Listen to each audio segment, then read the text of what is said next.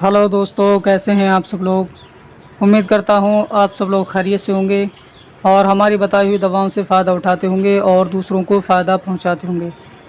दोस्तों, आज के इस वीडियो में हम जानकारी देंगे माजून चोप चीनी के बारे में।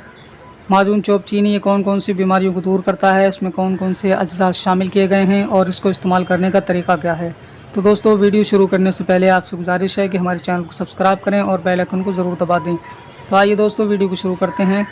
हम बात कर रहे हैं माजून चोप चीनी की। माजून चोप चीनी ये क्लासिकल दवा है और लगभग सभी यूनानी कंपनियों से बनाती हैं। आप किसी भी कंपनी का ख़रीद करके इस्तेमाल कर सकते हैं।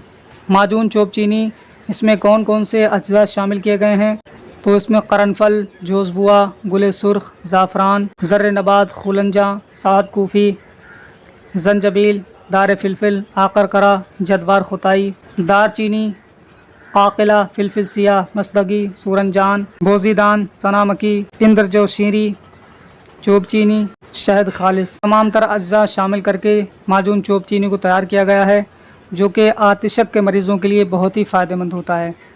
और साथ ही साथ ये गठिया के मरीज़ों को भी बहुत फ़ायदा पहुंचाता है। जिनके जोड़ों में दर्द रहता हो तो वो लोग इसे इस्तेमाल कर सकते हैं और अपने दर्द से छुटकारा पा सकते हैं। और पूरे जिस्म में कहीं पर भी दर्द होता हो तो इसके इस्तेमाल से उस दर्द में आराम मिलता है।